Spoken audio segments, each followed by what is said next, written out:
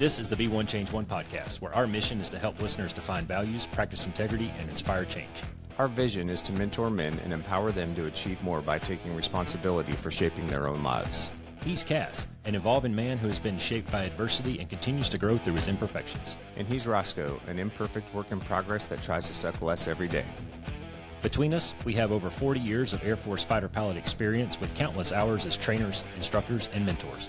Join us and learn to take responsibility for your own life as we dive into subjects from leadership to resilience to vulnerability. Be the one who changes their course. Be decisive, driven, and purposeful.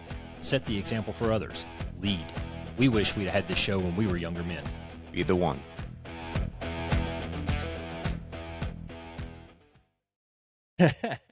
He'll be back on. He'll be a champion for the second round. Hey, Cass, where welcome. are you right now? I'm in San Jose, Sorry. California. Okay, you mentioned that this morning, Paul. Yeah, I'm in San Jose. Yeah, it's not going to get weird or anything, is it? No. Yeah. I must confess that I did have to walk by your desk today to remember your first name. So, yeah. I'm not surprised. Well, I'm just not that smart, Justin. Sorry. I had to look. I had to look on the scheduling distro email to find out yours. That's good. Okay, good. So we're in good company. That's Well great. played. And at least 2 out of the 3 of us got the first names right. So Cass owes us all stripper dollars. Yep, I do. So, and then I'll give it right back to you because I just called you by your call sign. So I suck. Yeah, We'll call it even. there you go. We'll move on. Good job, Paul. But for the rest of the podcast, every time I look down and I see that word, I'm going to call you Jason and I'm going to assess you 1. So cool, man. That works. Hey, it's June, first name Friday for June, and we got a special guest, Justin Robinson. I work with him. Cass and him go way back. So old bro going to come in and help us talk about a kind of an important subject that Cass and I have been kicking around a lot lately, and that's, is good enough good enough? Yeah. What do you think, Justin? So when Paul told me about this topic, the first thing that came to mind to me was the book. You guys have probably heard of it. Good is the enemy of great. It's a book written by a management guru, probably, I'm guessing 20 plus years ago. And the basic gist of that book was that a lot of companies don't become great companies because they settle for good. If you call what a company can achieve is, 100% of their potential, that so many companies only achieve 80 to 90% of their potential, and people likewise, because they get to that 80 to 90% and like, man, this is comfortable. Yeah. I'm feeling good about where I am right now. And they never achieve that extra 10 to 20% where they would really max out their potential, because it takes a whole lot of work to get that final 10 to 20%. And so people just go, you know what, that's not worth, the effort to truly become great. So that's why people, companies, you name it, settle for good rather than pressing on to be great. Yeah, that's a great answer, brother. I think it's easy, especially if you get to a place in your life where you are kind of winning to a certain extent. Maybe you're moving up in your profession, you've got some accolades, some things like that. It's easy to get comfortable, right? And when you get comfortable, you tend to get complacent, and you tend to start to coast a little bit. And so it always comes back to a lot of the stuff that I think we talk about on the podcast, Paul, which is just like the competition, the effort, all that stuff. It's all driven from you, man. You've got to focus on you. You've got to set your own personal standard. You've got to set your own expectations and goals and things that you're going to continue to strive towards. That's the only way to keep moving forward, right? If you start to rest on your laurels, then that's what happens. You may get to that 80%, you may get to that 85%, but then you don't ever realize that extra 10 to 15. So yeah, and just keep it on the same theme. I think it's important too when we talk about goal setting and back to what Justin was talking about, getting to that 80, 90%. I think if you chunk it and you set those milestones in your goal plan appropriately, then it'll help you assess when you need to move that goalpost out just a little bit. Like I told you the story a while back about how I had a dude that I was helping get through a little bit of a weight loss program, and he had a 15 pounds in about 2.5 months was his overall goal. But in the first 30 days, he lost like 8 or 9 pounds. I'm like, dude, you need to bump out your goal a little bit, man. Yeah. That way you don't get to a place of comfort and be like, oh, no sweat, I got this. This is easy, right? No, Yeah. man, you need to keep your foot on the gas, right? So bump that goalpost out a little bit and maybe go for 20. If you get that sensation that you're winning, then push it right to that limit where winning becomes difficult. And that's where the real challenge, I think, becomes. If you get to that 80 or 90% and you got there pretty easy, and like you guys were talking about, you get comfortable, then that's when you start to let your foot off the gas. And the other guy who's hustling and grinding, he's the one that's going to surpass you. And we see this when we talk about the fixed mindset and the growth mindset all the time. It's really the same dichotomy. Yeah. Yeah, I think two things I would add to what you said are I like the idea of the moving goalpost, but kind of think of it another way to think of it is like you might achieve your 80 to 90% and you're happy to stay right where you are, but the world moves on and your 80 to 90% kind of, depreciates, if you will. And Yeah, it that's a good becomes point. like 70%, 60%, 50% before you know it. And then, I saw this all the time, and we still see it today with like instructors who show up, they go through the iPug, they learn the tactics for right now, and they get good at it, and then they get stuck right there, and they don't grow because Yep. they don't move that goalpost. Because as the world moves on, they don't move on with it. They just stay right there where they were in their happy, comfortable place, and thinking that they're still as good as they once were, but the world has Yeah. moved on and they are not. And I think we have all three seen that a number of times. Yeah, for sure. No, Well, that's when a good is point, so man. You look back at look at the history of like Apple and the iPhone. The iPhone 1 was pretty badass back in 2008, 2007. And if Apple as a company had just rested on that and be like, yeah, fuck it, dude. We kind of nailed it. That was pretty awesome. Well, then the Samsungs and the Googles and all that, they were catching up really fast, man. So now we're on, I don't even know what version of iPhone we're on now. Mine's like Oh, 2 come on. years You old. have the So newest iPhone. You get the new one no, every time. I am the opposite of a tech nerd, man. The only reason I got That's that just one is because redneck, dude. Come on. I had an iPhone 7 for 4.5 years, and the only reason I got the new one is because it wouldn't run some of the software that I wanted to run on it anymore. It was like the OS was obsolete on it or some shit. It wouldn't even take a new update. It was that old. That Oh, sounds my like my dogs are happy. computer. So let me ask you guys this question. Give me an example, if you can, or in your life or whatever, or just in general, of when good enough is good enough. Go ahead, Justin. Before we shift to that, I want to say one other thing about finishing the thought from a minute ago. How Roscoe, you talked about your friend needed to move his goalpost forward because he hit 8 to 10 pounds or whatever it was. Uh, I think using that analogy, like a lot of times when you make a change in your life, you're going to see a change pretty quick. Like in terms of like a diet, like you might lose that first 8 to 10 pounds and you're like, oh, great, this is awesome. And be happy with that and think that, you know what, the next 8 to 10 are going to be just as easy Yeah, as that it's first not. 8 to 10. And it's like fitness, like with running or weightlifting or whatever. Like you lift weights or you run for the first time, and you're going to see some gains and it's going to surprise you. But if you don't like continually look at what you're doing and go like, well, I need to, get better, not from where I started, but like the improvement that I made and improve on the improvement, then you're just going to get stuck in the mire. So that was the second thing that I wanted to add. Sorry, Jason, remind me of the question you just asked. That's okay, Justin. That was a great point. And I had no idea your first name was Justin until tonight. So, what I was asking you guys was, when is good enough good enough? Like, can you guys think of a time in your life or an example of when good enough is good enough? Yeah, I got a couple of easy ones, and they're sitting right over my right shoulder here, and the 2 books that I wrote. And I'm kind of in the middle of a third right now, and it's one of those things where, you get the story out and then you polish it and then you edit it and you go through all these iterations and you get other people to read it and give you feedback on it and everything. And there comes a point where you kind of look at it and you go, man, I could read this thing 1,000 more times and I could improve it by a degree. That's probably when it's good enough to put out there. Yeah. Because on something like that, A, it's very subjective, and B, it's almost impossible to write a perfect book because somebody is going to critique it, somebody's going to catch a comma out of place or whatever it may be. And I ran into that on both of them. No New Lessons was my first one, and that one I learned that lesson. I worked on that book for about 3 years before I finally said, you know what?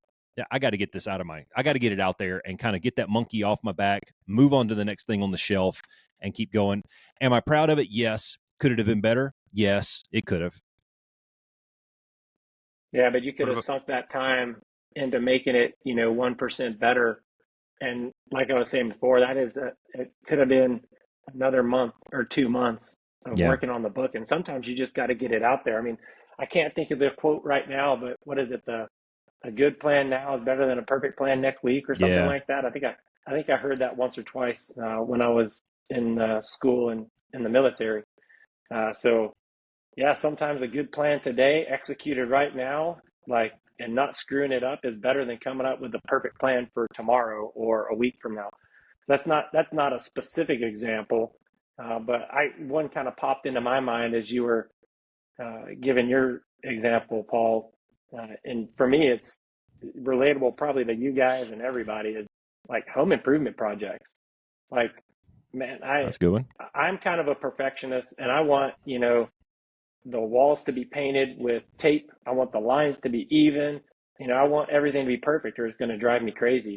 But sometimes when you paint a wall and you get to going and you're working your way around the house, you just run out of steam. And you're like, you know what? If the line's not perfect in this one little corner in this room, you know what? It is what it is. yeah. So, like home improvement projects for me are like one of those areas where, like, I want to make it as good as I possibly can, but there's only a set amount of time I want to devote to it.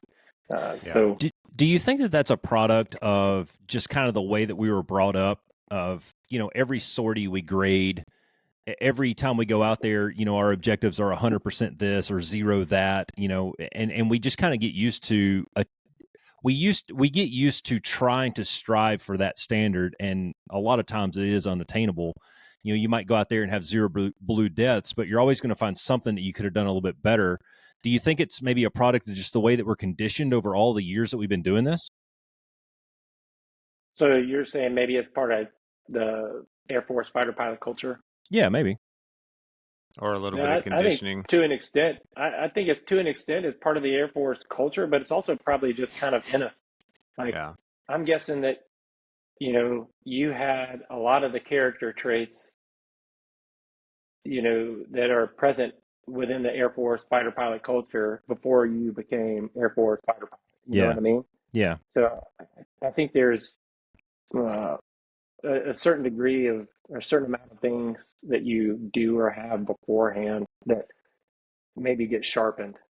When you Yeah. go through upgrades and things of that nature, like you're saying, and we set these objectives that are lofty, and I think it's probably a combination of both. Like, you've already got this raw material and this potential and this desire to want to do those things, and then you get around a bunch of people that want to do the same, and you push yourselves forward that way.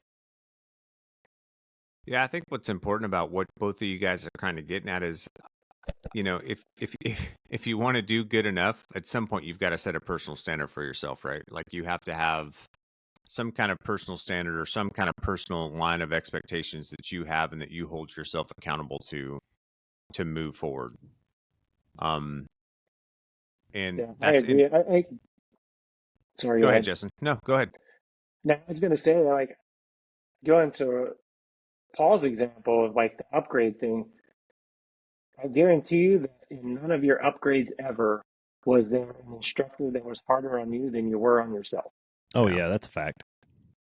I think that is a character trait that I think is largely present in everybody that goes through fighter pilot training. Yeah. So We had Doc John Gassaway, the psychologist, kind of runs around Yeah. upstairs there. All right. So Yep. we had him on the show a while back, and he was saying a lot of the same things. A lot of this is just kind of inherent to the individual before they even get into the pipeline. But there are those one-offs, man. There's those guys that just kind of ended up here. They were part of a quota, or they were just good enough to get above the line or something like that. And like flying fighters wasn't necessarily a dream of theirs, but they're like, fuck it, man, I'm on the horse. I might as well ride it.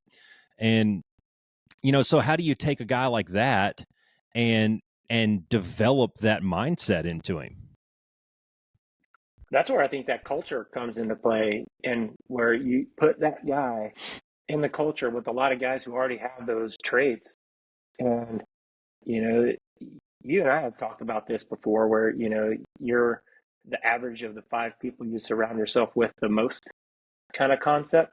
And so you have a person that might not exhibit all the things that we do or that we want, and you just bring them into the fold, and they learn it by doing it and observing it. And to Jason's point, you teach them to be accountable and to be harder on themselves than we are on them. Yeah. Yeah. Well, I think that culture too forces you to set expectations high for yourself, right? To go out there and to try to perform at a very high level on a day-to-day basis. It's the expectation, right? It's kind of the cultural expectation that you're going to show up, you're going to be prepared, you're going to do your thing, you're going to do it well. You may have bad days here and there, but you're going to learn, you're going to take the lessons learned, you're going to apply them to the next time, you're going to get better over time, right? There, like you guys know, in the fighter squadron, man, everybody has to be on some kind of an upward trajectory at all times, basically, right? Because if Yep. if they're not, then we all start to get really concerned about, well, is this guy going to be ready to go to the next step, or the next upgrade, or are they even capable of being here in this group with us, right? And capable of executing the mission to the level that we expect, and things like that. So again, it comes back to standards, right? So we as a culture had a standard, in a squadron you had a standard, that hopefully was applied and that guys were held to. That's an accountability piece. But I think it's difficult outside of that context sometimes for people, because you may not have that outside accountability. You may not be in a group at work that is similar in culture to what we experienced in the Air Force in a fighter squadron, right? Where it's a bunch of hard chargers and stuff like that. So how do you bridge that gap though, right? If you do want to be better, how do you get there if you don't have without, because culture helps, right? There's that social and outside influence. And the nice thing about work sometimes is it makes things very black and white. Like for us, you knew what the standard was. You had to meet the standard, right? So everybody strove to, at least at a minimum, make that standard, right? And then you had your own personal desires and goals that took you to strive maybe beyond whatever that standard was. So it can be very black. It's important to contextualize some of this stuff, because in a work environment, that stuff can be very black and white, right? You get your reports in on time, you do X, Y, and Z, whatever the case may be. But outside of that, how do you do it? Yeah, What I if you think you hit don't the have nail an on the nugget. environment like that? I think you hit the nail on the nugget earlier when you started talking about standards, and we can go down that road for a little while. But I'll take it even one level back and say it starts with your personal values, and your good enough criteria needs to match your personal standards.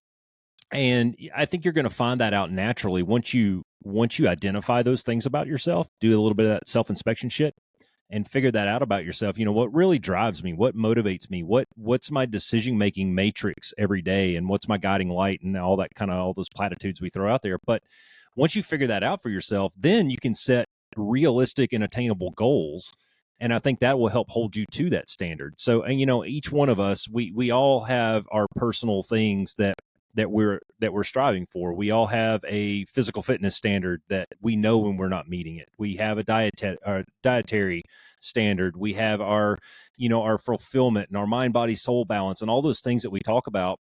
All of those things are individual to each one of us. Cass likes to read sci-fi, and I like to read thriller books. So, it doesn't matter. Are you energizing that part of yourself? Are you energizing your creativity? Are you doing the things that bring you fulfillment and joy?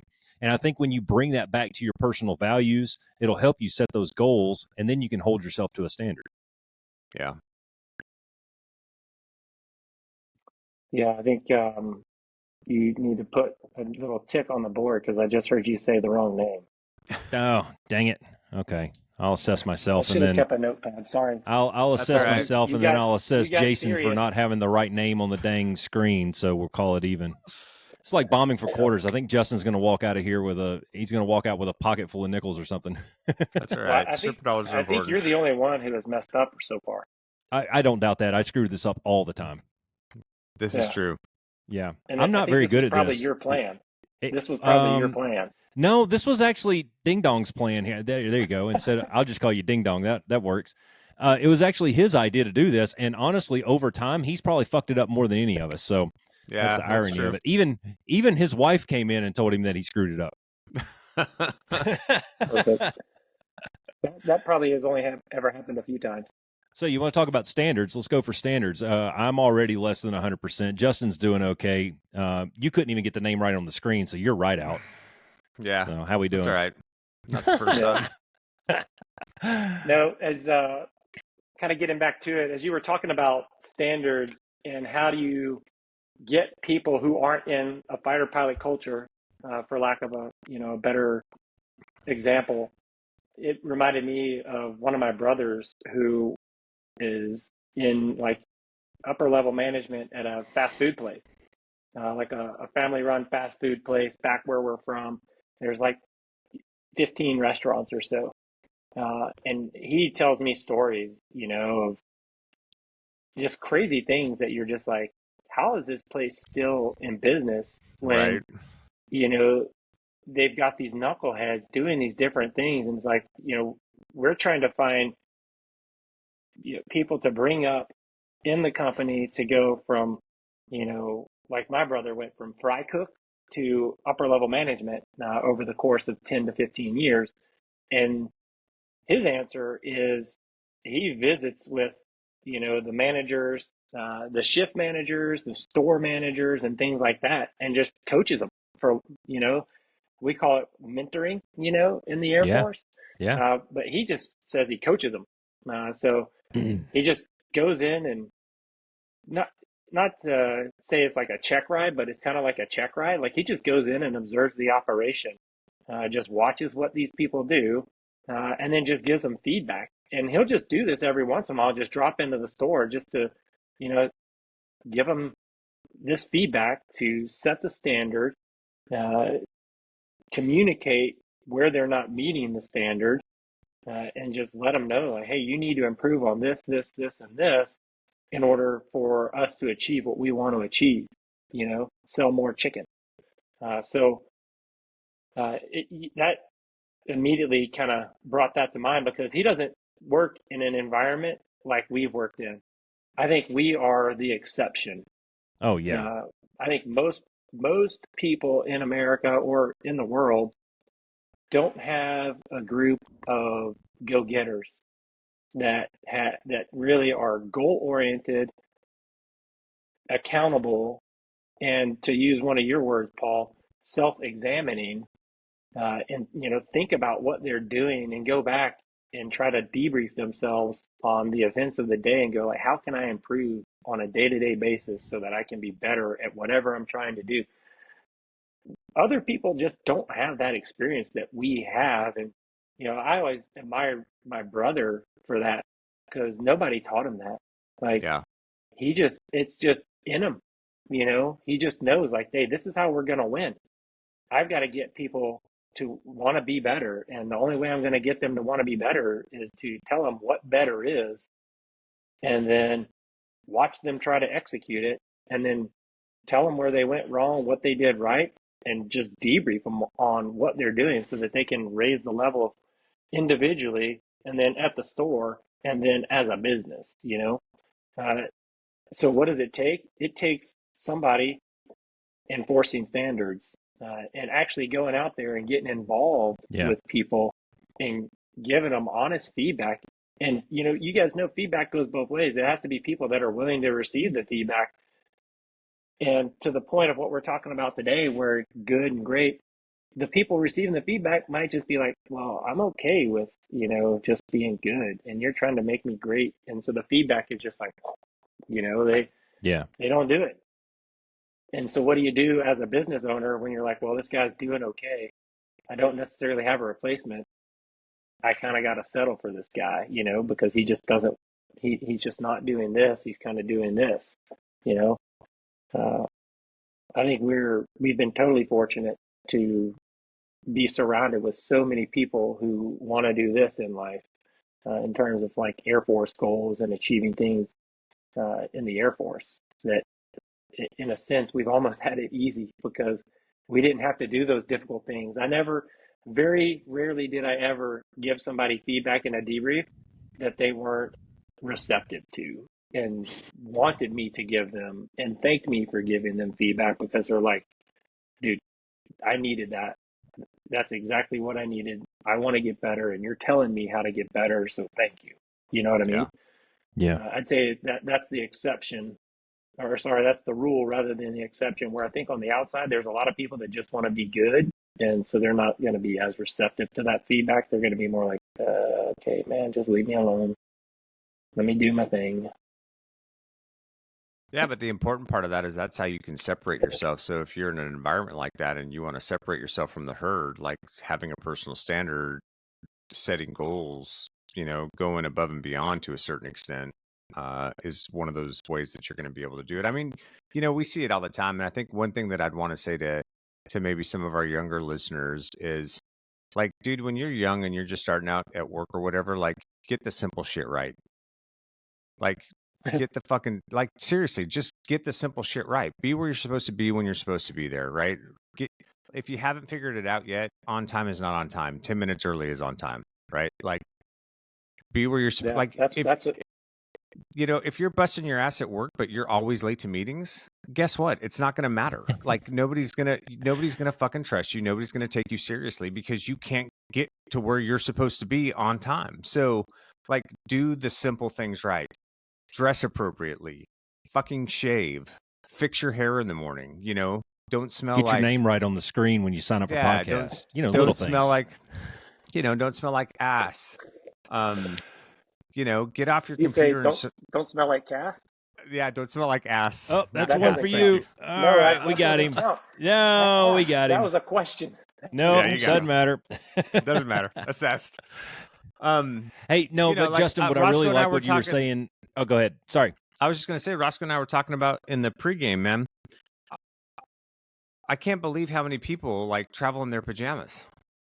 Oh my gosh. Like, it's so socially acceptable now to wear your fucking pajamas everywhere. And I don't get it, dude. Like, just do the small things. Just pay attention and do the small things right and do the small things well. And that will help you, in your path to, like, and again, it just goes back to set a personal standard for yourself, man. Get yourself put together, look the part, right? Just do the small things well. Yeah, and what you were talking about just now was, those people that do that, and I think we can all kind of chalk that up as one of our pet peeves, but that's how that person. I nudge Katie every time we're standing in line at security or whatever. I nudge Katie and I'll be like, that person put that outfit on and then looked at themselves in the mirror and go, yep, this is the one. Like, they made a conscious choice that this is how I'm going to show up for everybody today, and it's a direct reflection of I think it's a direct reflection of you and your character and how you expect to show up in the world. But I want to go back to one thing that Justin was talking about earlier, and that was, you were describing the construct that we kind of grew up in. And I think that we were very fortunate. I do agree with you on that. We were extremely fortunate to have gotten a shitload of reps at doing this. We're very accustomed to giving feedback and receiving feedback and having lines in the sand that we're expected to meet and having these lofty standards that are out there. But really, I think it all comes down to, why do we debrief things the way that we do? Why do we always go back into that room and nitpick things down to, your cursor position was 2 degrees off or whatever it may be? It's because of it's accountability. Really. And to go along with what you were saying, Jason, earlier about setting the standard, there's a flip side to that too. There's the other side of that coin, is you can set all the standards that you want, but if you don't hold yourself accountable to those standards, then what good is it? You know what I mean? So So you need to put these things out there, and then you need to hold yourself accountable as you're moving towards that goal. Are you meeting the gates? Are you meeting the milestones that you've set forth? And if not, then reassess, man. Maybe your goal was a little too lofty. Maybe it wasn't realistic or attainable. Maybe it was just the timeline that you screwed up. Maybe 10 pounds in 90 days isn't good. Like Tang. Sorry, Justin. Justin, for you to lose 10 pounds in 90 days is unrealistic. You're like 0% body fat. But for somebody who is carrying around a few extra pounds, that may be a realistic goal for them. Yeah. No, I think that's a really important point, Roscoe, because we talk about, go ahead and develop a personal standard, right? But when you do, I just taught it. Okay. I got he's marking it down. I see him marking it down now. But when you go through that process, you have to understand what your own personal limits are, and then you've got to set appropriate expectations around that, right? And so now those personal limits may improve over time, right? If you're setting goals and you're trying to improve yourself on a day-to-day basis, and you're setting, and as you attain certain goals, and then you pivot, you reassess, and then you push the ball down the field, that those personal limits may expand, right? But you have to be honest with yourself. It goes back to the self-awareness, self-inspection piece, right? You have to be honest with yourself about what your limits are, and then set appropriate expectations. Because if you don't, you're just going to get, 2 weeks into it, you're going to be so pissed off at yourself because you're not hitting anything, because things are unrealistic, that you're just going to give in and put your pajama pants back on. Yeah, you got to be real careful to dodge that perfectionist monster too. That's a trap. That's a huge thing. Yeah. And we need to talk about perfectionism at some point. Paul, you said something a minute ago about getting reps and how fortunate we were to, go into debrief and get all these critiques and things like that. And something that came to mind for me was you were asking, how do we do that? I think you have to talk about humility. People have to be humble in order to even be open to receiving that feedback, right? So I think most fighter squadrons, you've got a lot of high-performing people that are extremely humble and completely open to just saying, you know what, if somebody wants to make me better, I will listen to them. I am not above listening to, to any, I am not above anybody's critique. I am open and ready and willing and actually seeking people to give me feedback. And I think that takes a lot of humility that I don't know is necessarily present at large in society. You know what I mean? Like, a lot of people don't want to hear it. A classic example, I was in the gym the other day, and some guy had some feedback it was a stranger. This stranger, creepy dude, tried to give somebody feedback on their lifting technique. And this guy was right. But I'm like, you're a stranger, and these people don't know you. They could, they're probably not going to listen to you. You know what I mean? Yeah. And I think that I was just like, that's probably the way it goes with a lot of things. Well, but people just don't want to receive feedback. In that case, I say completely valid, because dude, some weird dude comes up to you and just starts critiquing your exercise form or whatever. You're probably just going to be like, I have no idea who you are, or why are you talking to me? But that's a good point, bro, because that just kind of popped into my mind. But that's a good point, because I think one of the reasons why guys were able to show up with a great amount of humility in the fighter squadron was because even when you're new to a fighter squadron, you trust. There's a lot of inherent trust that you put in all the other dudes around you, that they're there to help you be better, right? Because guess what?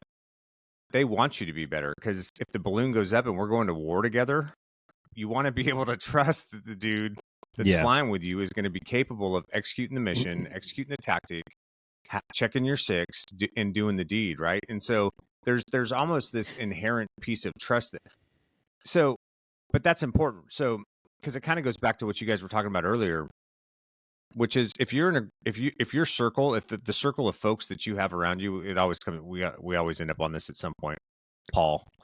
But it is, right. It's the people that you circle yourself with. And if they're not capable of holding you accountable, you don't have a lot of trust in them. Or to your point, Justin, if you don't know, maybe you don't know. Well, go find somebody, go seek out a mentor, go seek out a manager, go seek out somebody that you trust where you work and get feedback. Ask the questions. Go, hey, how am I doing? What do I need to do better? And then you can start to move the goalposts from there, right? You can start to go, okay, well, obviously you get this feedback. Well, these are the things that I need to work on. So I'm going to buckle down for the next, 3 or 6 months, and I'm going to focus on these particular skills and see if I can improve those over time. And then, keep touching back with that mentor. But it all starts with trust. And I think that's one thing that's unique about the fighter squadron is that there's almost that inherent trust that Yeah, you it's already have. there. Like you don't have to earn that trust. It's already Yeah. established, and you can just walk right into it. And I would say what you just talked about, Jason, is like the first that you talked about. Kind of like the first step is like be to work on time, be clean, don't smell bad, all that kind of stuff. Like the second bit of how are you going to do something is like communicate to someone that you want to win, and look for the person who, like you just said, like look for somebody in your life that's winning Yeah. and just go ask them to help Yeah. you win too at whatever you're doing. Well, it's like the example with your brother, right? Like if those people were smart, they would recognize his intention and they would go, okay, I'm going to glom onto this dude and I'm going to continue to try to get feedback for him and I'm going to figure out how I can get better, and perform better because he's obviously figured it out and he can help me move up the chain too, right? Or improve Yeah, what I'm doing, 100%. right? That's what you look for, man. Those are the things that you have to do. Because Yeah. very Yeah. seldom is it going to find you. Like very seldom is somebody just going to go, oh, Paul, I think you're just a good guy and I'm just going to help you be better. Like, that's just not how it fucking Yeah. works, man. You got to do the work. Well, you have to earn Y- the right to speak into someone's life too, right? That's So true. Very you got true. to establish a relationship with people before they're going to even be willing to do that or should have the audacity to do so. Like Yeah. I to kind of go back to the weight room example, I'm like, guy, you might be like a world lifting pro, but these people don't know you at all. Yeah. And you don't have the right to speak to them about their lifting technique because number one, like you don't know what they've done already, and they might be fatigued and their form just broke down or whatever. You know what? Yeah. A million Sure. reasons not to give that kind of feedback. Yeah. And it's like, dude, you have no I thi- situational I awareness think right there may now be a trying to right give way that and a wrong feedback. way to do that too. Yeah. What I was going to pile onto that though, I do like that example. When you put yourself out there, whether it's writing a book or going on a podcast or whatever it is, when you put yourself out there and you open yourself up to other people judging you and potentially critiquing you, I like to ask myself two things, right? First of all, I consider the source. So whatever the critique may be, what that person that got the feedback who was, maybe had bad form or whatever, the guy comes up and he says, hey, you should lift with your legs, not your back. Consider the source. Well, I don't know this guy from Adam, so you know what? I could say fuck him. But the humble part of me, if we want to bring it back full circle, and Justin, I always say, man, I've said it 1,000 times on this show that humility is a superpower. When you get to the point where you can say I don't know or I screwed up, then you open a door to a whole new world because you're inviting people to give you that Yeah. feedback. You're inviting people to give you instruction and coaching and mentorship. What keeps people from doing that? If it's such a superpower, what keeps people from doing that? Ego is the I would say ego is another way of saying pride. Yeah. It same, could be probably the same shame. thing. It could be fear. I mean, I don't want to Yeah. derail Roscoe, but I think the I do. the flip side of this Impossible. is like it's important to differentiate between the behavior of being good enough and maybe the inherent messaging that you have that you're not a good person, right? Because those are By two the way, you completely called me different the R things. word, and I don't mean That's retard. okay. Fuck you, So, Roscoe. I did it again. Right? But there's all right, now we're having a good time. it's important to differentiate that stuff, right? So Yeah. because if you've had, if you grew up in a home and the messaging you've gotten your entire life is that you're not a good person, that may make you feel like you're not good enough or whatever you do is not good enough. And that may not be the reality, right? It may just be the messaging that you grew up with. So you have to check some of those things and you've got to differentiate between my behavior wasn't good enough versus I'm not a good person. I'm not a good enough person. Does that make sense? Yeah. So, Justin, you can't derail me because, dude, there's no rails. All right. Yeah, there are. You have to, I don't meet the criteria for that. But to bring it back, the second thing that I do ask when I'm receiving feedback or I get a comment or something like that is, are they right? And that's where the humility piece comes into it. So that person that was debriefed on their form in the gym, yeah, the guy was, maybe he was speaking out of turn, maybe he had no Yeah. right to do that. But when that person goes and gets back in their car, if they're a little bit humble and they sit there and you go, you know what, that dude was right. I mean, I don't know the guy from Adam and he kind of smelled bad, but he was right. I should be lifting with my legs, not my back. So I think that there's two pretty simple ways to break down when people are giving you the feedback. And you know, for the environment that we grew up in, it's super easy to do that because you kind of already trust the guy. He's got the credentials. He's earned the right to stand up there with the pins, right? So the source piece of it is, it's probably not, it's probably a non-starter. You know, you don't even have to think about that. But then you have to sit there and go, is he right? And, you know, we've Yeah. all been guilty of that, standing up in front of a room with the pins and you're flat out wrong. Like your debrief was wrong. I see it all the time in debriefs downstairs where, you know, you completely miss the forest for the trees, or you debrief this guy on something that didn't happen, or you see it differently or whatever. And we can have a whole nother discussion about, you know, that person. Cass, Jason, you gave the example of the guy at the red flag, the C model dude that got up there and tried to blame everybody else for his screw up, you know, and everybody saw right through it. Right. So Yeah. I do think that humility is a big piece of it when we start talking about receiving the feedback. Yeah, 100%. I really like what you just said. Is the feedback legit? Yeah. And if the feedback is legit, then none of the other stuff really matters, right? Like if it's legitimate feedback, it's the truth. And and you're not accepting it. If you're not accepting of the truth, then what does that say about you, regardless of the person who said it? Like it's your pride or your ego. And that's why people aren't going to be willing to accept it. You know, and so I would say that the most important question to ask, to go to your two questions or the two things you think about is it right? And if it's right, then you have to just completely forgo like judgment of like, I don't care who it is that said it, how they said it, whatever. You know what? They're right. And I have to live with it because there's no changing the truth. That works really good if it's something that's very objective. If it's something that's scoreable or gradable, or, you know, it's black and white, it's written down. It becomes a little more muddy when it's something that's subjective, like you shouldn't wear white pants after Labor Day or whatever. I don't even remember what that whole thing was, but somebody's critiquing you on your like Justin, I think your haircut is stupid. You know, that's a little more subjective. And I use the term haircut very liberally in this case.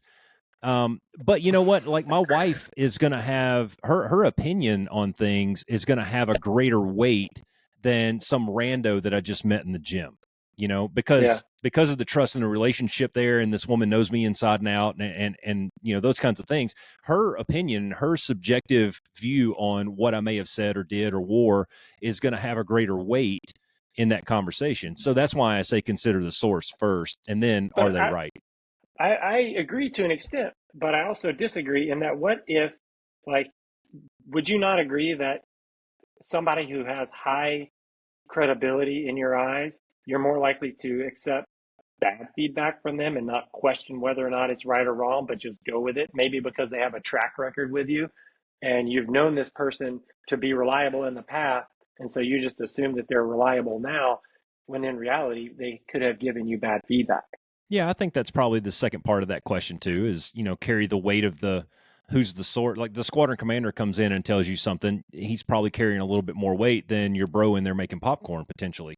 But if you're talking about, I don't know, something that's only on the bro level that maybe that squadron commander is out of touch with, then maybe that, you know, that lieutenant bro carries a little bit more weight in that conversation. So I don't know. I look at it that way. I see what you're saying, and I don't disagree with that. Yeah. No, I think Justin. I think go ahead, Jason. Sorry. I was just going to say, man, with what you're saying, I think it goes back to if you get feedback, even if it's from a trusted source, but it doesn't feel right, like that's where you have to go back to your personal values and go, okay, well, whatever 100%. I was doing, blam. that whatever I was given feedback around, did my behavior match my intention? And because it could have been, and we've talked about this on the podcast too, right? I've shared with Paul stories, from younger Jason and older Jason, and different scenarios of how I responded to senior, commanders and different things like that. But because sometimes there could be miscommunication. There could be some kind of misperception that's going on, So that's where you have to, I think, just go back to, okay, what's my value system? What's the behavior that I was, or what was I being given feedback around? And whenever I was operating in that, was I in alignment with my value system? Is there a miscommunication issue? Is there a misperception, or was I just off the mark that day? Right. And then I'll take that feedback for what it's worth. Yeah. Yeah, that's good stuff. If we want to bring this back to kind of the original question a little bit, was good enough being good enough. And I think that there's two sides to that coin. Sometimes good enough is good enough. You get that 80% solution, you move on to the next thing or the next iteration, and you slowly improve that over time. Because like we were talking about, I think as you get to the top, when you get to that top 20%, it narrows a little bit. You're trying to shave 10% off of your mile time, but you're already running a 5.5 minute mile. That's a significant bump. Compared to if you're running a 15-minute mile, and you want to, and maybe you're just starting out. So the room, there's more room at the bottom than there is at the top for sure. But Yeah. when we talk about setting those goals and good enough being enough, the perfection monster, I think, is probably something that I've wrestled with that dude a lot.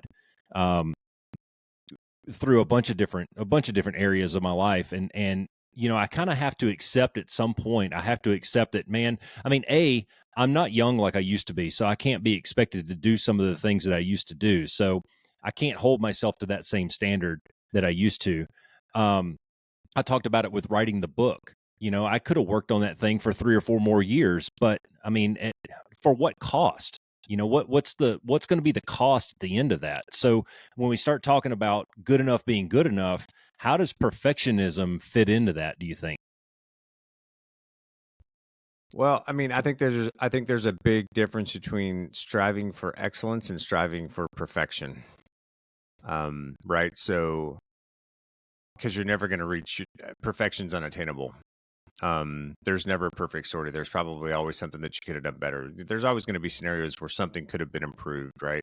So striving for excellence is very different than striving for perfection. I think that there can be, because if we're honest with each other, there were probably times in all of our careers where we were perfectionists to a certain extent, right? But I think there's constructive perfectionism, which is something that's more process oriented, focused on attaining specific goals.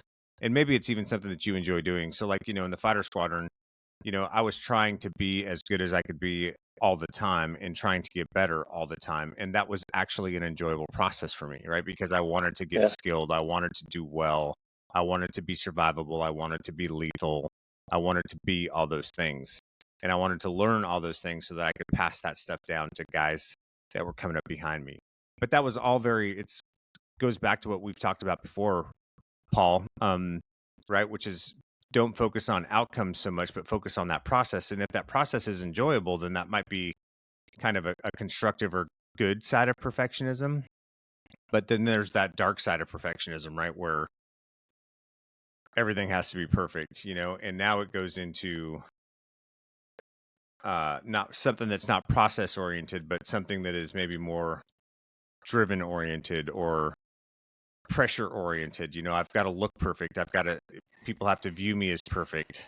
Brene Brown in The Gifts of Imperfection says that it's a self-destructive and addictive belief system that fuels the primary thought that if I look perfect, live perfectly, and do everything perfect, I can avoid or minimize the painful feelings of shame, judgment, and blame.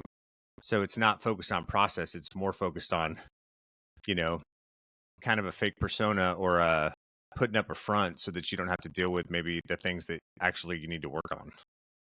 If that makes sense. Yeah, I would go back to that. What you were just saying about Brene Brown, and I would go back to that person who's maybe lost in that, and I would say, well, what's your measuring stick? what's your version of perfect, and where are you getting that view from? If you're getting it from social media, then you need to delete all your accounts right now.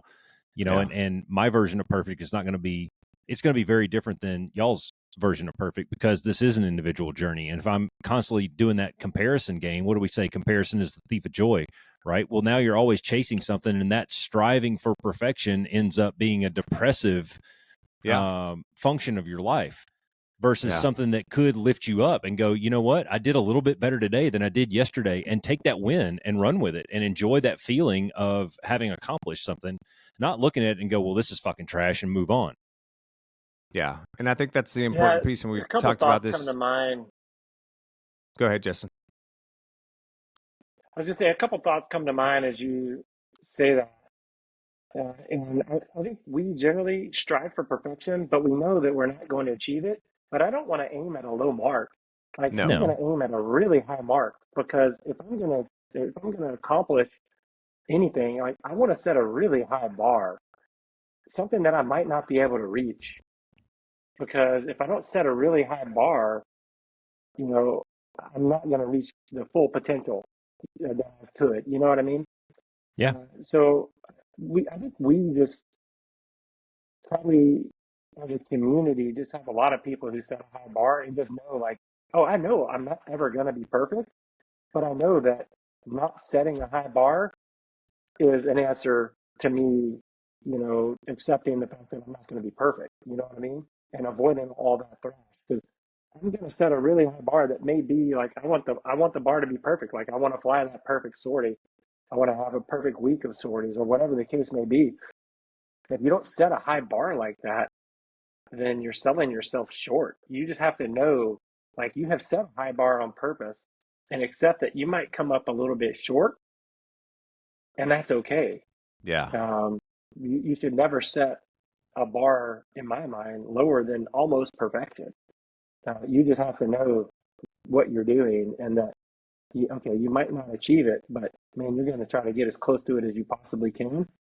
And if you can look at yourself in the mirror and go, like, dude, I did everything that I could today,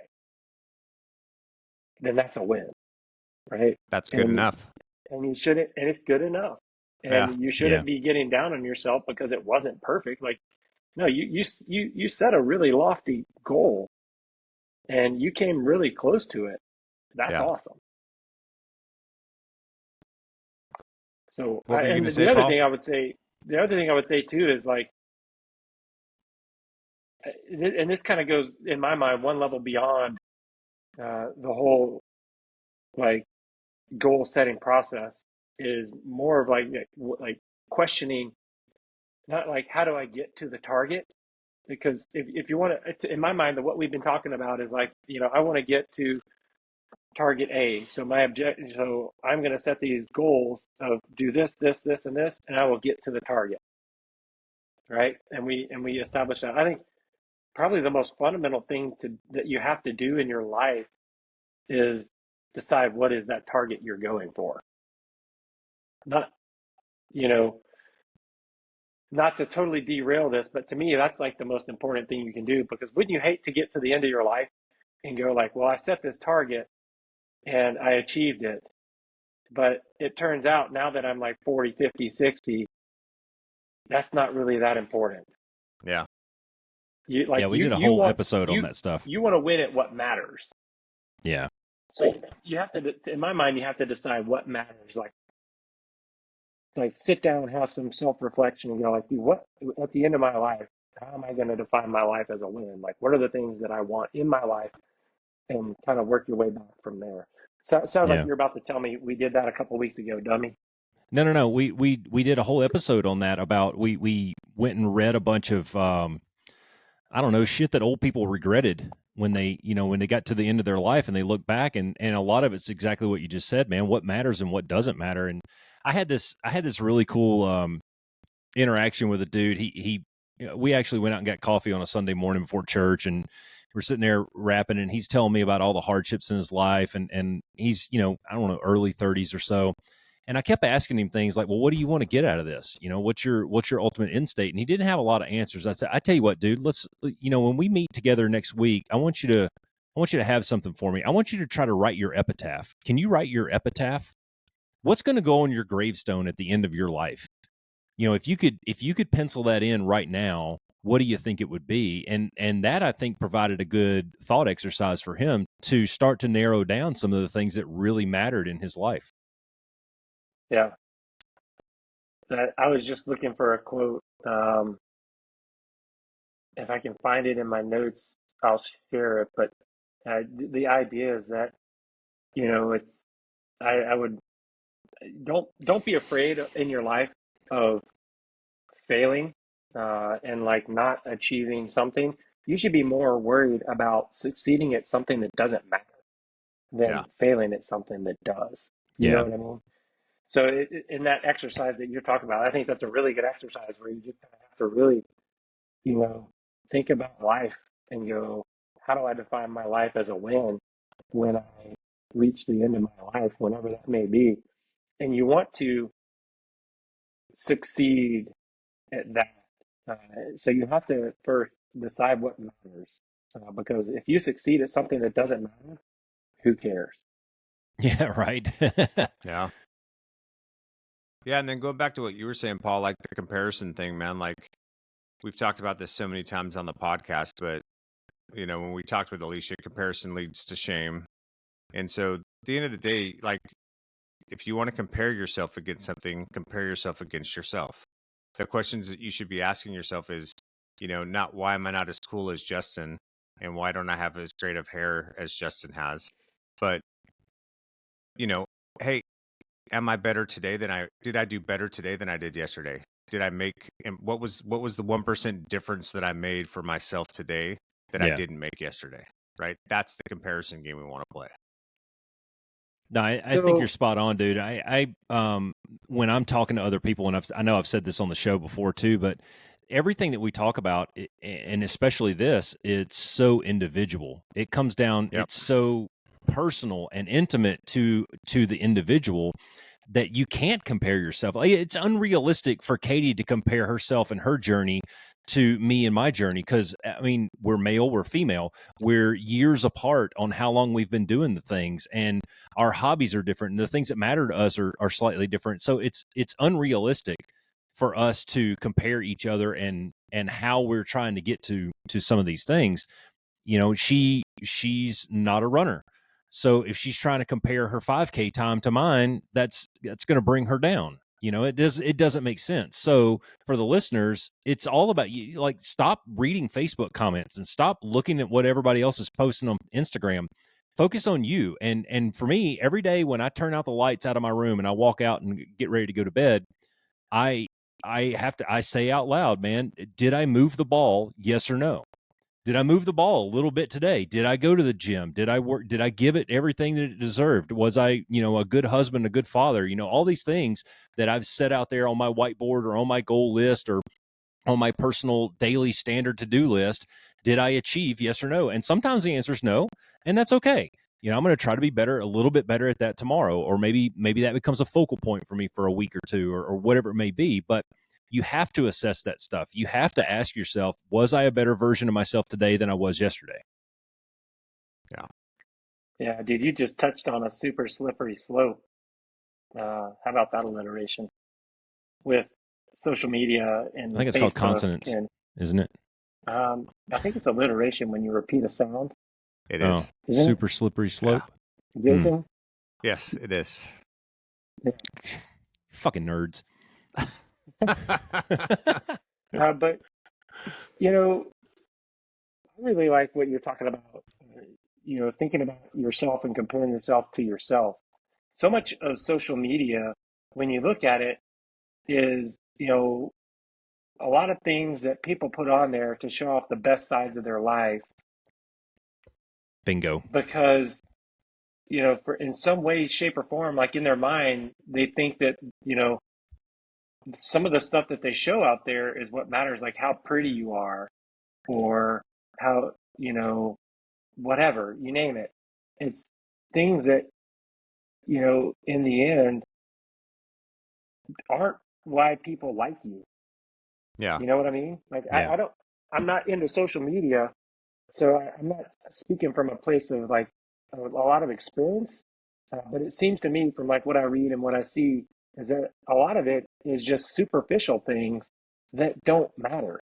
There's just so much superficial that you look at it and people post things on there that they may think other people like or will make people like them, but I'm like, that's not why people like you. Like they don't like you because you look good in a bikini. Well, that's not why they value you as a person or as a friend. Is because of X, Y, or Z that you're posting on social media.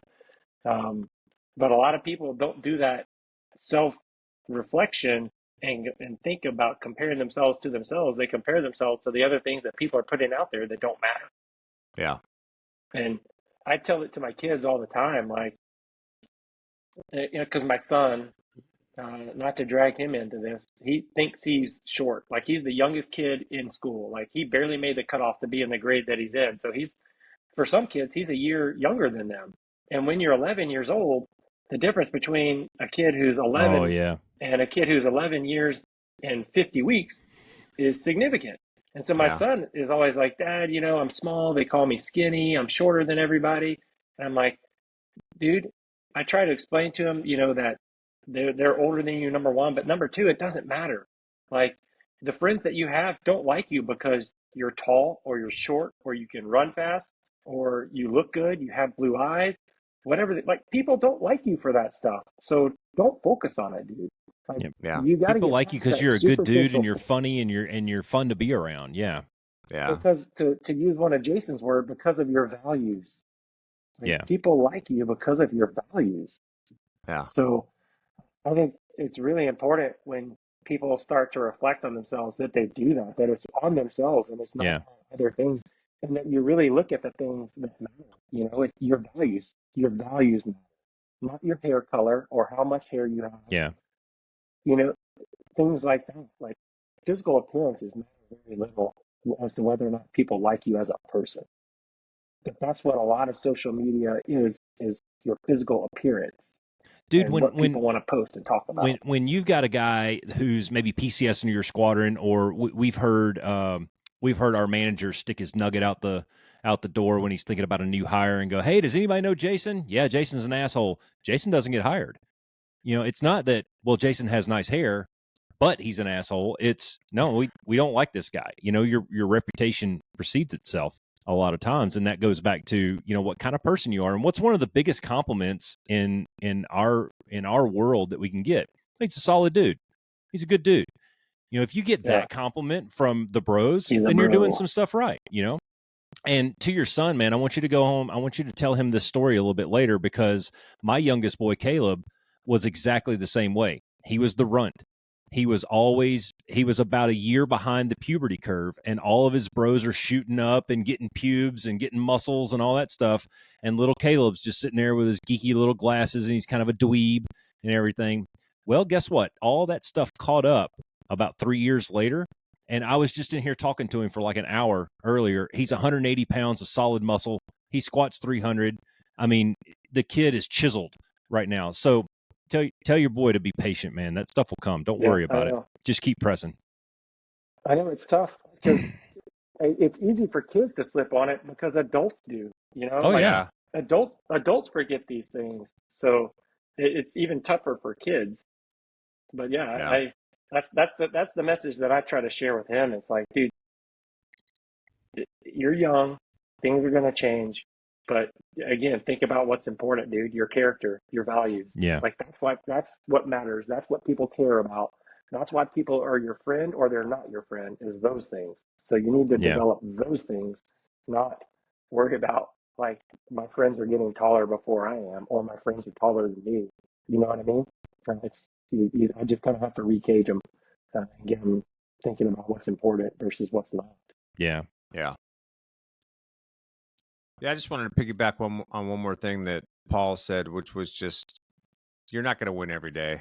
Like, sometimes you don't hit the mark, and that's okay. It's that the stuff we've talked about before, right? It's the ability to have that personal debrief and go, all right, I missed it today. Here's what I'm going to work on tomorrow. Here's how I'm going to attack the problem tomorrow. And I just want to say, because we're talking about good enough being good enough, is Dude, sometimes you're not going to be at 100%.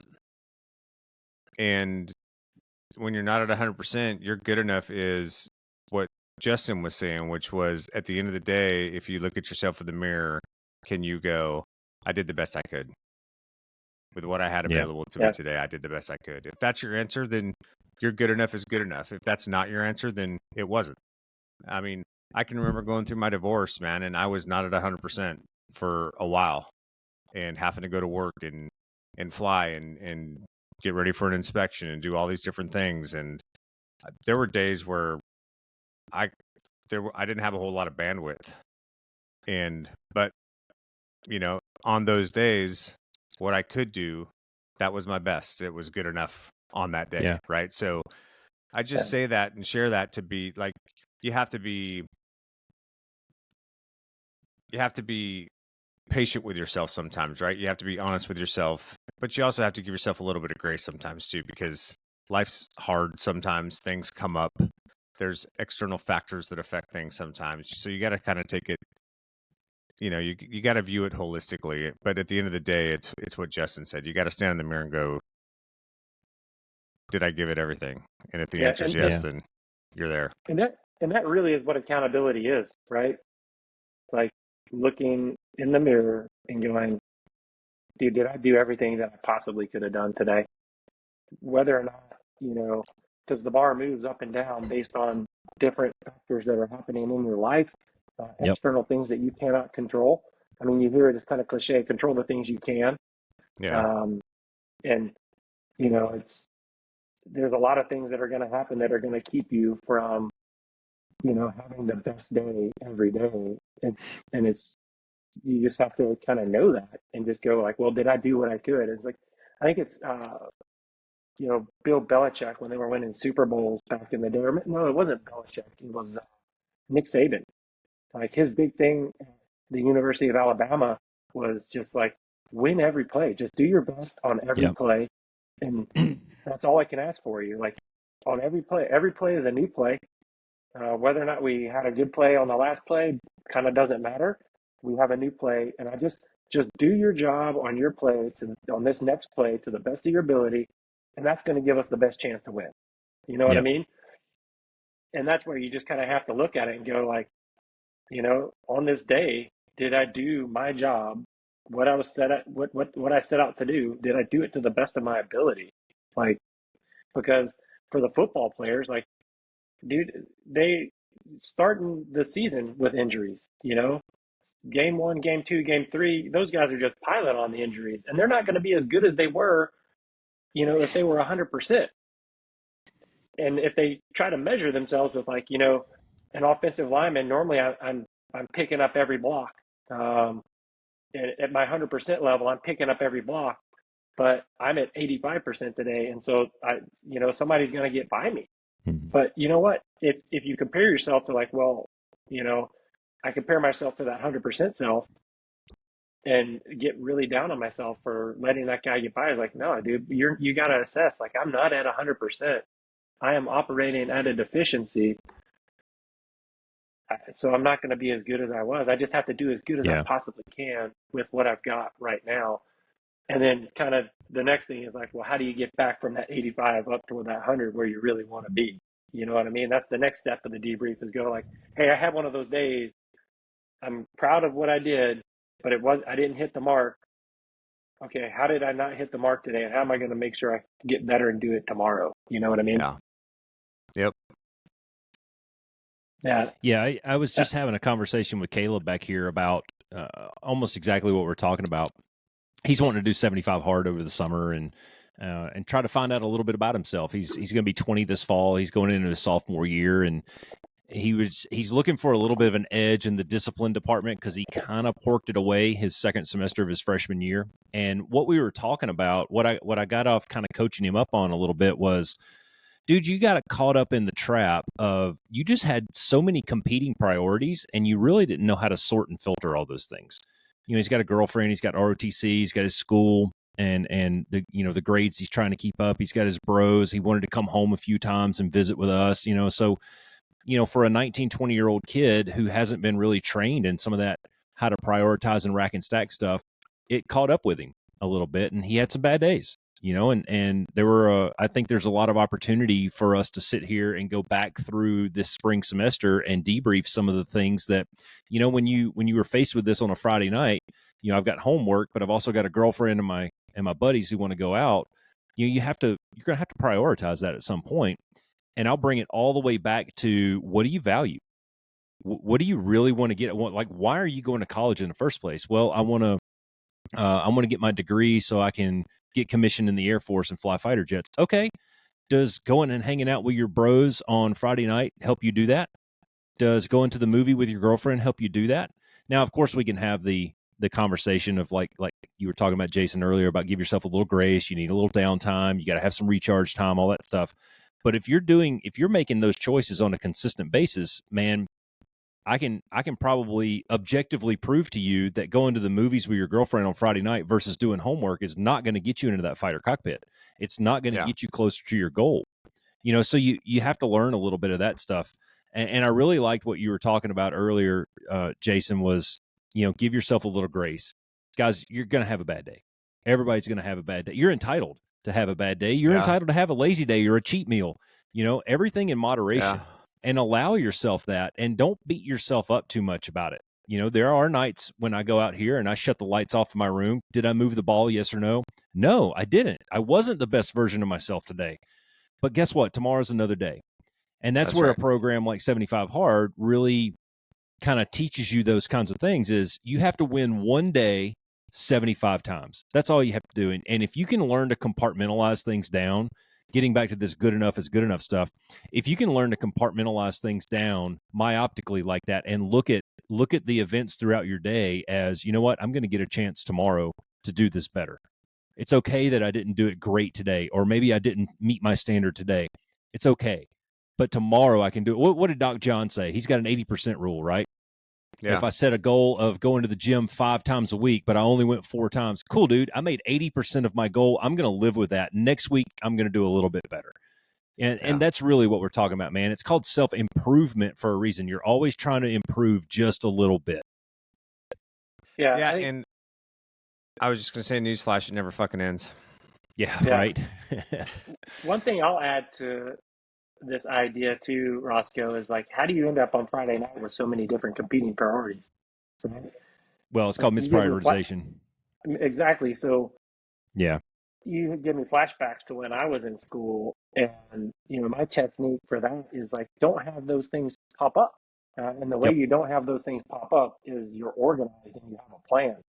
That's right. So like when I was in school, I would get the syllabus at the beginning of the semester and get a calendar and just write everything. Like, big assignments are due, and every class that I had an assignment or a paper or a test or whatever, I filled out this calendar, and I could just see on the calendar like, oh man, the third week of September is gonna be brutal, so I need to get ahead of that.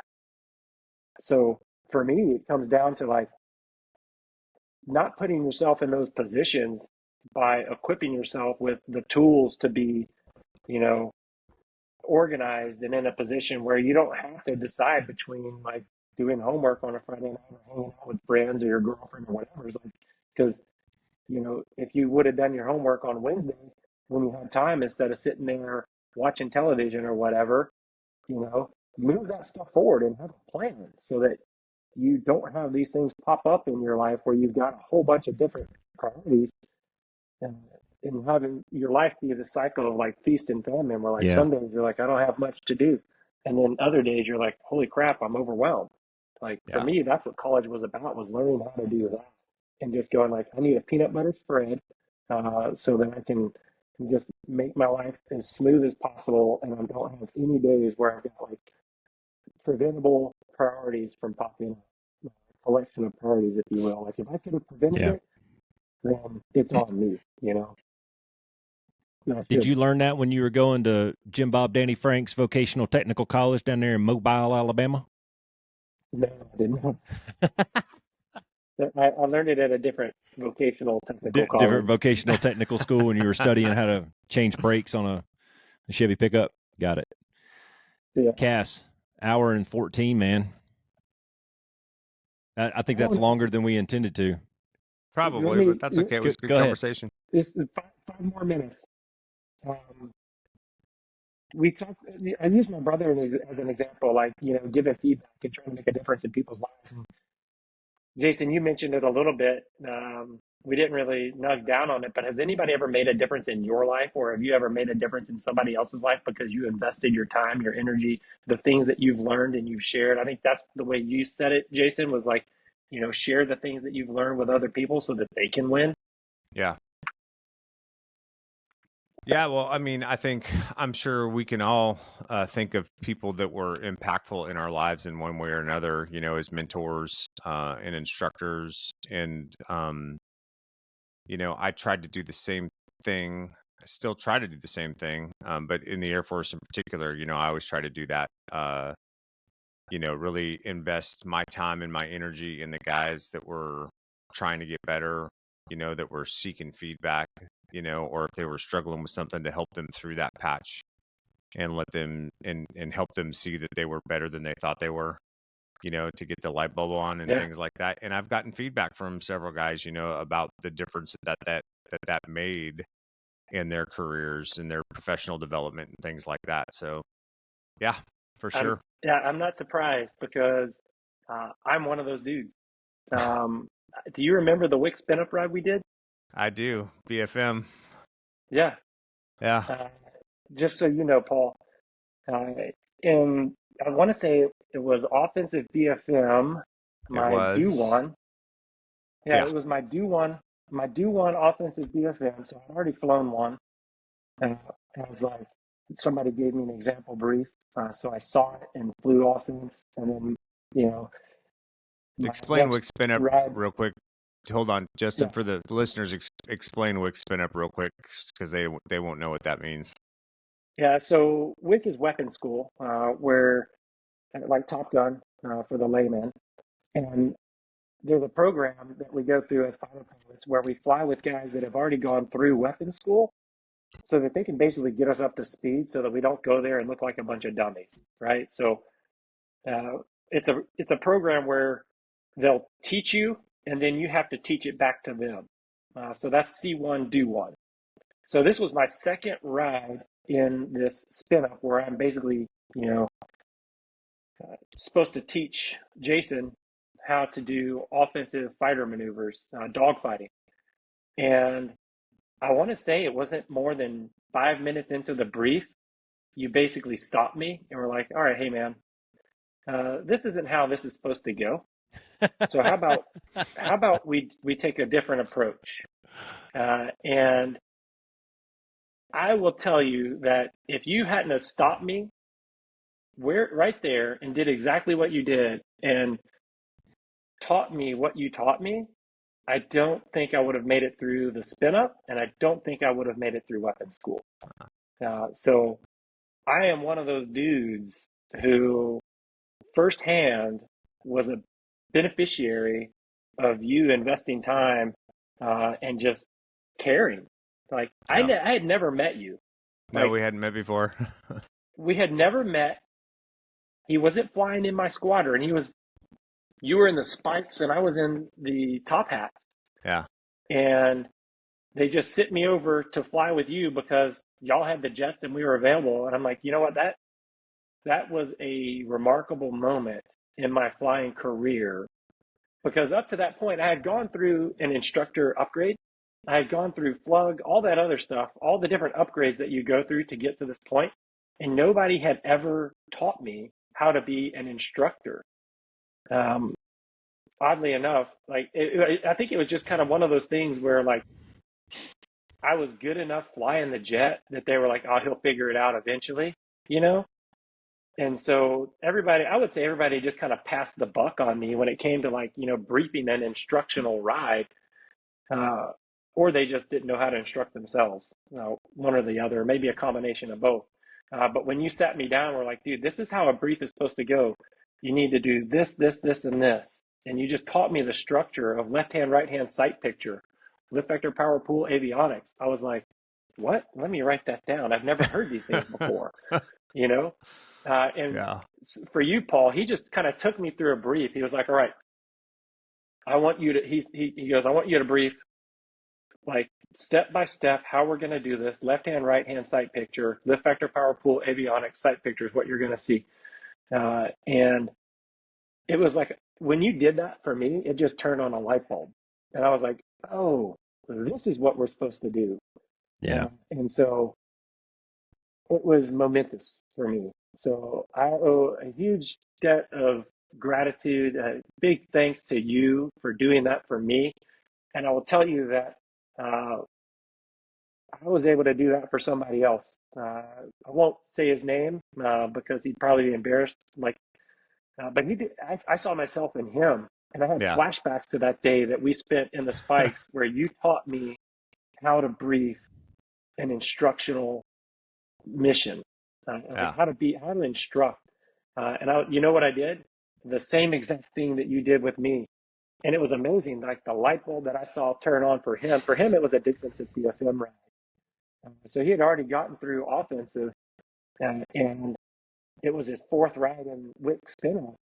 And I'm like, dude, how did you get past ride one when you don't even know how to breathe? And I'm like, because the first guy just didn't. I don't know. He wasn't postured to do it. But because you did that for me, I was able to do that for him. And knowing who that guy is, I have no doubt that he did that for somebody else. Like he eventually went back to schoolhouse and taught at the schoolhouse. Right so and I did not think, I was like, dude, if you don't get better at this, you are not going to make it. Yeah. I don't think you said that to me so much as it was implied. But yeah, dude, I was massively appreciative of that. So again, I will say thank you. You made a difference for me. And I think that's really kind of what it boils down to for, why you want to be good at something. Like, if you want to be good at something just for yourself, then you're just selfish. You got to share it with other people, and you got to care about other people. And I'm glad that without even knowing me, you cared enough about me to just be like, all right, pause, brother. We got to sort some stuff out. And then you just kind of changed the trajectory of my spin up and experience at weapons school. So thank you. Right on. Thanks, Justin. I appreciate it, brother. Yeah, man. It was my pleasure. Thanks for listening. Yeah, dude, it was awesome. It was by far the most instructional debrief I ever had. Like it set a foundation for me where, like, I'm serious. The light turned on, and not only did it help me through BFM, but you taught me like foundational instructional things so that I could go into intercepts and ACM and everything else thereafter. Like you helped me establish a foundation of instruction that I was able to build upon and move forward. That's so awesome, it was man. huge. It was huge. Awesome. Thanks, bro. I appreciate that. Yeah. Dude, I can't think of a better way to end the show than to end on that note. And I will say that, Justin, you essentially summed up why we started the podcast, and that is to give back. Because what good is it for us to sit here at half a century with all this experience and an ability to give it back without doing it? And that's really essentially what it came to last summer when Jason and I started throwing that stuff around. Was, what do we really want to get out of this? And, there's just no better feeling than knowing that you made a difference in somebody else's life. And I would feel terrible, at the end, when you were talking about getting to the end of your life, what really matters, dude, if I take all this to the grave with me, shit doesn't matter, man. So it's up to us. It's up to our generation to pass this shit down to the next generation. That was an awesome, phenomenal story of really just bringing everything back to the Be One, Change One model and construct. And there's a word that's escaping me right now, but love it. Yeah. Hey, before we close it out, after an hour and 23 minutes of just impromptu guest appearance by Justin, I did want to throw this out there because I know he's not going to. Jason Cooper was a guest on the Outkick.com website, American Joyride, last week. One of my coworkers brought it up to me today. He found it on the Fox News app. Actually, it showed up. So really? Yeah. So Jason Cooper's a big deal. Go check it out. I got the link pulled up here and we'll put it in the show notes, but it's outkick.com/culture/Jason Cooper. and go listen Wow. to his hour and 43 minutes of talking with David Hookstead and see what he has to say about breaking things and killing people and being awesome in your life. Yeah, that was fun. Awesome. Yeah, Yeah, that'll be thanks for great. coming on, Tang. It was good to see you, bro.